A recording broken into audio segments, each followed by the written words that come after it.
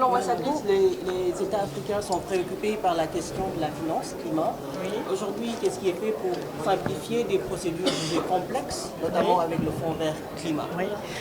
Alors, il y a plusieurs structures. Il y a à la fois la Banque mondiale, la Banque africaine de développement, le Fonds vert, les obligations vertes et puis les agences de coopération comme l'Agence française de développement.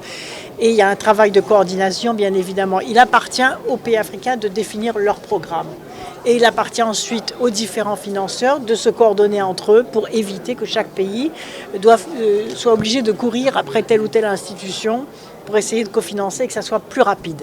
Et c'est ce qui est en train de se faire sous l'égide notamment de la Banque africaine de développement pour que les décisions soient prises dans les pays africains, par les pays africains, pour les pays africains, et non pas dans des logiques de financement international qui échappent à la logique de la volonté de définition pays par pays africain de ce qu'ils veulent.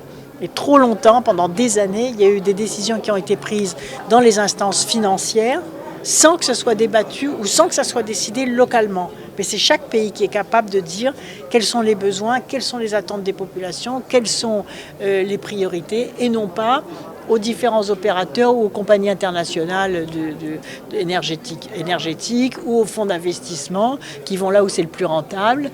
Au contraire, ce qu'il faut, c'est que l'articulation entre la finance publique et la finance privée réponde à la définition et au financement des projets qui sont décidés par chacun des pays. C'est pour ça que les stratégies bas carbone, ce qu'on appelle les stratégies ou de transition énergétique, qui sont décidées par chaque pays, sont ensuite présentées au cofinancement et non pas l'inverse. Avant, c'était les financiers qui décidaient où est-ce qu'ils allaient financer ce qui était le plus rentable.